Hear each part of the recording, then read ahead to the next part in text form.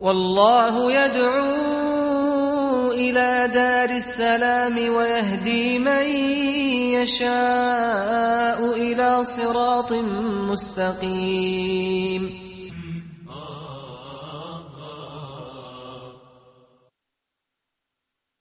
Showing off. Narrated Abu Musa, a man came to the Prophet of Allah, may Allah's peace and blessings be upon him, and asked, a man fights for war booty, another fights for fame, and a third fights for showing off. Which of them fights in Allah's cause? The Prophet, may Allah's peace and blessings be upon him, said, he who fights that Allah's word should be superior fights in Allah's cause. Assalamu alaikum wa rahmatullahi wa barakatuh, and welcome to another episode of Purification of the Soul. I'm your host, Abu Abdissalaam, and we have with us in the studio our guests. From my right, Muhammad. Assalamu alaikum. How are you? I'm fine, alhamdulillah. And Gulraz. Assalamu alaikum. Alaikum salam. And Baha. Assalamu Alaikum salam. We were discussing in the previous episodes about the sin or the disease of the heart and soul called ostentation or showing off, riya. Now we spoke about the different levels of ostentation with regards to who one is aiming when it comes to doing a religious action or an act of worship. Now there are also different levels of ostentation with regards to whether a person is showing off in the essence of the act of worship, or whether he is showing off in the qualities or the qualities of the act of worship. As for the first, when a person shows off in the essence of the act of worship, that is, he only does the act of worship out of ostentation. This is of three types. The first is if he shows off in the essence of Iman. In other words, he openly exhibits that he is a Muslim, but there is no Iman in his heart. This is the worst type of ostentation. And the one who does this, what is he called in Islam? Hypocrite. A hypocrite. In Arabic? Showing off in Arabic? No, the one who says he has Iman, but he has no Iman in his heart. Munafiq. Munafiq. He's the munafiq, the hypocrite, and the pure, sheer hypocrite. Now this person, he will dwell in the fire forever as a disbelieving hypocrite. Allah subhanahu wa ta'ala says in the Quran, إِنَّ الْمُنَافِقِينَ فِي الدَّرْكِ الْأَسْفَلِ مِنَ النَّارِ وَلَنْ تَجِدَ لَهُمْ نَصِيرًا خَالِدِينَ فِيهَا. That the hypocrites will be in the lowest level of the hellfire, and you will not find for them a helper, and they will dwell there in the hellfire. This is in Surah An-Nisa. So the first type of ostentation with regards to the essence of an act of worship is the essence or the asl of Iman.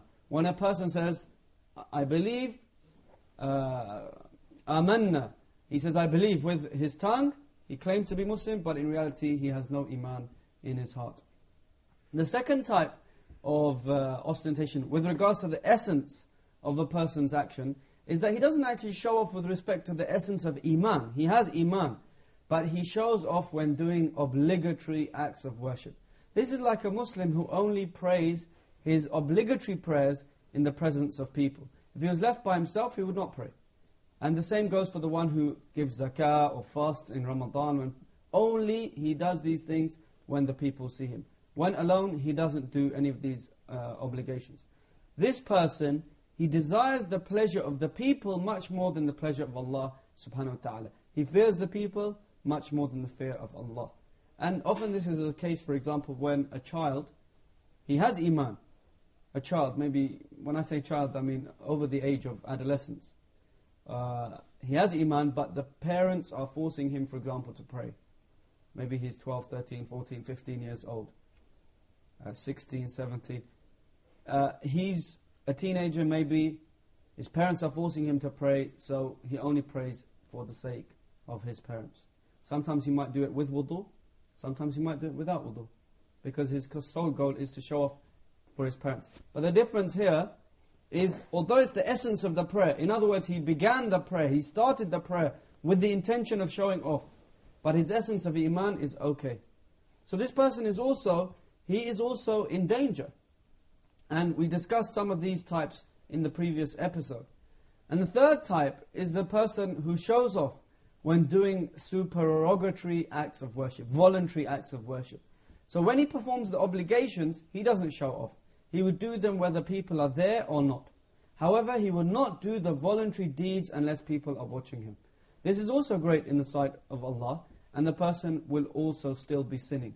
But obviously his level is less than the one before him, the one who does it with regards to the obligations.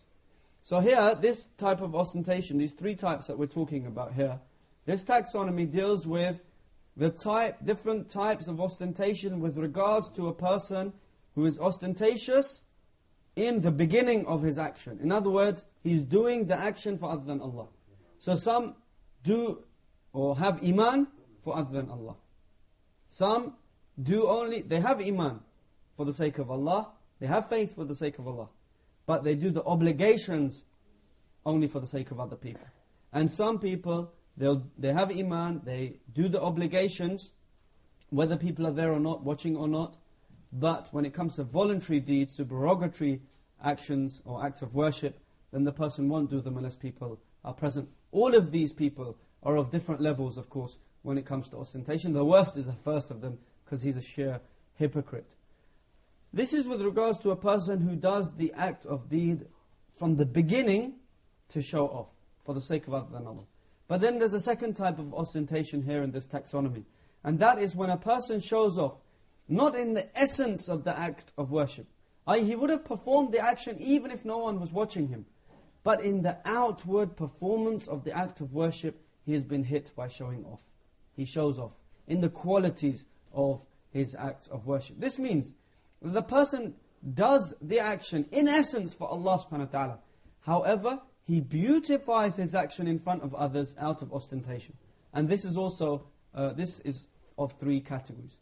The first is to display ostentation through a deed which, if he abandoned, the act of worship would be considered deficient in the sight of Allah. Such as a person who intends to shorten his prostration. Now we know that there is a certain minimum obligation of all the pillars of the prayer, like prostration, like sujood or sajda, like ruku' or bowing. Okay, what is the minimum obligation when it comes to that? To say Subhana Rabbiyal A'la and sujood, yes, etc. and also in terms of the time that he should spend in sujood. What is the minimum obligation there? That his bones should come to rest. That he should come to rest. So he shouldn't be like a crow who's just pecking up and down. The minimum obligation is to go into ruku' and rest.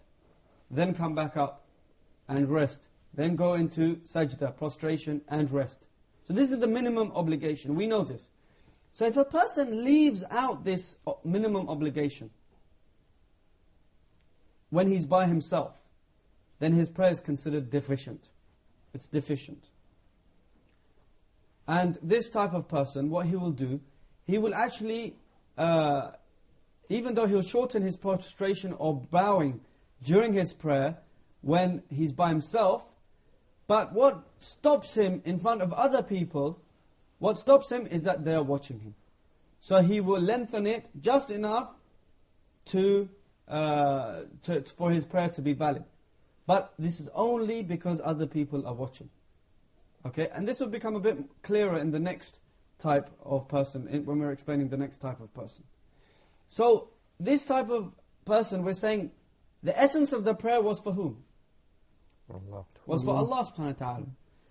And the thing is, he was leaving a certain obligation in the prayer, that because he abandoned this obligation, if he were to abandon this obligation, the prayer would be deficient.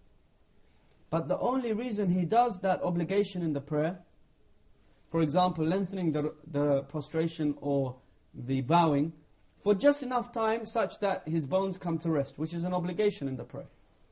He does that only because people are watching him.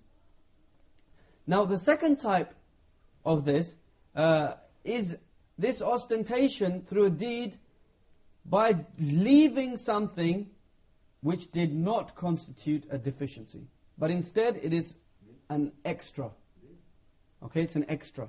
So for example, to say Subhana Rabbiyal A'la.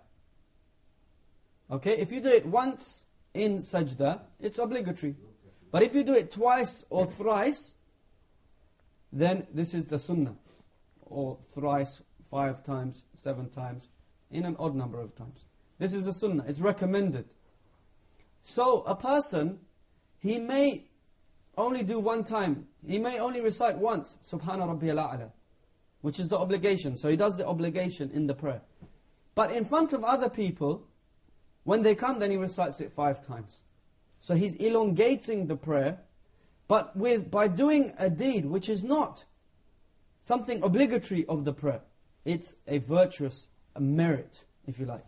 It's something extra. It's a sunnah or a mustahab, recommended action part of the prayer. The third type is a person who, he doesn't leave something obligatory, and he doesn't leave something which is voluntary with regards to the prayer itself.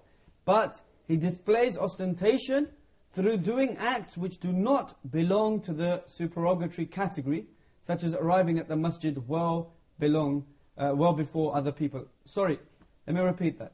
He is doing acts of worship that belong to the supererogatory category, but they don't actually belong to the act of worship itself. So for example, the prayer. Okay? When a person goes early to the masjid, he goes early to the masjid well before the other people, or he tries to stand in the first row, this is not actually part of the prayer. It's outside of the prayer, but it's something voluntary that a person should do, and he'll get good reward for that. Because it's a voluntary recommended deed. So this type of person, if he was by himself, he would not rush to the masjid to go early and try to get the front row. But as soon as his friends are there watching him, then he rushes to show that, hey, I'm a pious person, I go to get the front row. Why? Because the Prophet ﷺ said the best rows for men are the front rows. After the break, inshallah, we'll see some more details with regards to ostentation. وصلى الله وسلم وبارك على نبينا محمد وعلى آله وصحبه أجمعين. السلام عليكم.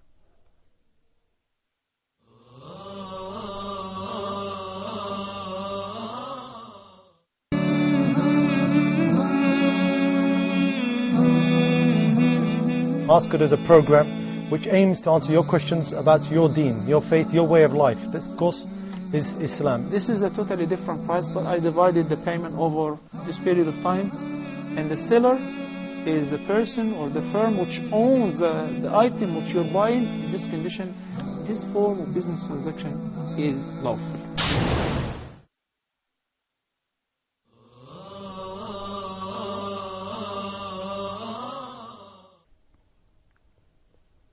Assalamu alaikum and welcome back. Before the break, we were discussing some of the different levels of ostentation. First of all, what is ostentation? Showing off. Showing off in Arabic? Riya. Ar-riya. And riya comes from the word ra'a. What does ra'a mean? To see. To see. And to ra'i, which is actually the real root of riya, means to show off. To show off. Or to be ostentatious.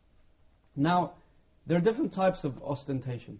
There is that which is in the essence of an action, and that is of 3 different categories. What are they? Firstly, the worst of which, where the one who does this is deemed a pure and sheer hypocrite, is? When the action is solely for the sake of people seeing him. Yes, of iman. When a person does an act of worship, and that worship being faith, or iman, solely for the people seeing him. Solely for the people seeing him. The second is that with regards to obligatory deeds, that he does this solely for the people seeing him. And the third is with regards to voluntary deeds. And in all these 3 cases, if the people weren't there, he would have not done these acts of worship. He's only doing these acts of worship, in other words, claiming to be a believer, doing the 5 pillars, for example, and doing the voluntary deeds, for example. So these 3 things he'll only do when people are there. This is in the essence of the act of worship. The second type, we said, of ostentation is that with regards to the qualities of the act of worship, beautifying acts of worship. In other words, the essence of the act of worship is there, but a person beautifies it more in order for the people to see. And we said that this is also of three types. One is when a person does an action which he would have normally left, and that action would make deficient his act of worship. And what's an example of that? For example, he would have prayed anyway. He would have prayed anyway, but because people are looking, he lengthens the sujood, his recitation, position, and ruku', his bowing. To the extent that if they weren't there, he would have only lengthened it. He wouldn't even have lengthened it. He'd gone down and gone up straight away, without even the minimum obligation of that ruku' and sujood. So in this case, he's doing an act of worship. He's doing a particular quality. He's bringing into a quality of his act of worship a level that if he had left, his act of worship would have been deficient. And the second is when he brings into his act of worship something that if he'd have left, it would not have made the act of worship deficient.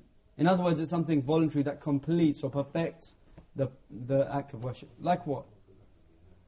Like extra Subhana Rabbiyal A'la. Yeah, like extra dhikr or remembrances of Allah subhanahu wa ta'ala. Like extra saying Subhana Rabbiyal A'la 3 times or 5 times. Because the first one is obligatory. And if one says it 3 times or 5 times or 7 times and so on, then these are voluntary. So a person normally would only say it once, the obligation.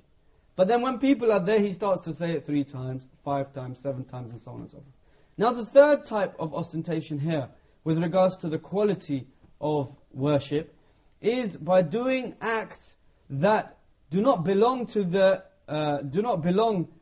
act of worship itself. It doesn't belong to the act of worship, but it's related to the act of worship. They're supererogatory actions, if you like. Let's have an example of that. As you mentioned, going to the masjid early for the salah is an extra thing to get the front row. So you wouldn't normally do that, but because people are looking, you'd go there early. Yeah, so if a person does this, this also falls into what? Ostentation, showing off. And all 3 types of ostentation are totally prohibited. And why are we going into so much detail of the different types of ostentation and the different levels and so on and so forth? The reason why is because when we know, for instance, the evil of something, we can avoid it. Yeah, when we know the evil of something, we can avoid it. But also, there's another reason, slightly deeper than that. I guess we're not always aware of how many different ways this ostentation can enter our worship. Yes, that's absolutely right. And that's why it's a shirk al-khafi, which means the hidden shirk, the hidden type of polytheism. Because we're not always aware of how this ostentation can enter a person. And it's for this reason that the scholars, they wrote volumes and volumes and volumes about this topic of sincerity, which is the opposite of being ostentatious. And Imam al-Ghazali rahimahullah is one of the great scholars who wrote in his book Al-Ihya, Ihya Ulum ad-Din. He wrote in this book some of the ways or some of the taxonomies of ostentation, and then he followed that up with some of the cures, which inshallah we'll look in the next episode. For the moment, let's look at some interviews about what people think about ostentation, and then we'll return to this topic.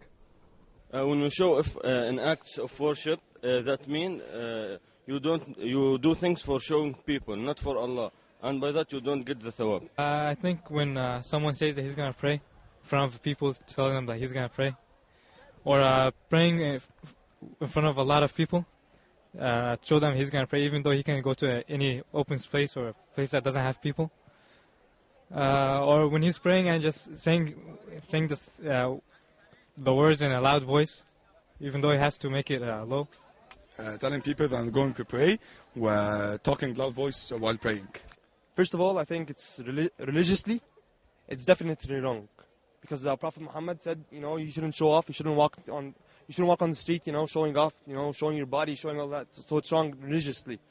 Second of all, socially, people don't hate those people who show off. You know, you reject the person when you see a person showing off. You just reject him. You know, it's not nice. Yeah.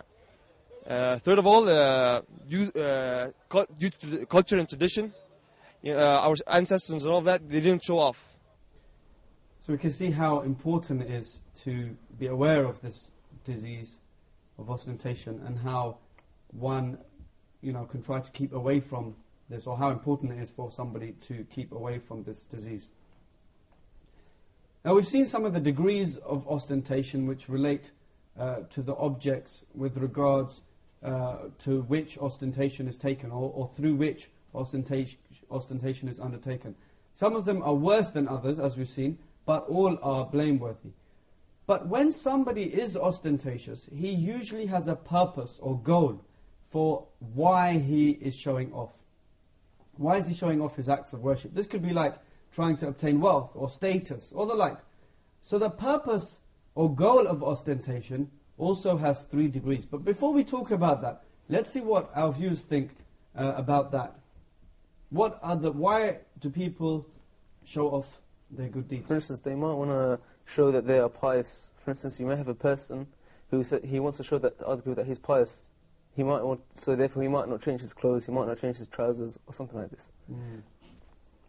Another reason could be so that people don't have a bad impression of him. If they don't see him praying, they say, oh, he's an evil person. So for that, Yeah, so in your case, he wants praise from the people to make out that he's pious, or he's, and so on and so forth. And in the example you gave, because he's fearful of being censured. He's fearful of being blamed. Or trying to hide the bad things he got. Himself. Yes. And that is particularly the case when a person leaves off the obligations, but he does it in front of people, because he's trying to hide his bad qualities.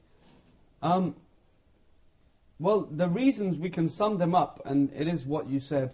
And the worst, or the worst and most destructive type, is when a person is ostentatious in order to perform something haram. In other words, he's using ostentation or acts of worship, and he's showing those off in order to obtain something haram. And an example of this is when a person displays good deeds in order to get closer to a woman, for example. Or when he displays good deeds in order to attain a position of authority, which he can abuse and attain unlawful wealth. This type of ostentatious person is the most hated by Allah subhanahu wa ta'ala. Why? Because this person has used acts of worship to commit a sin, to commit a crime, to commit something that is haram, and he's taken these acts of worship as a tool for his sinfulness. So you can imagine how evil this is.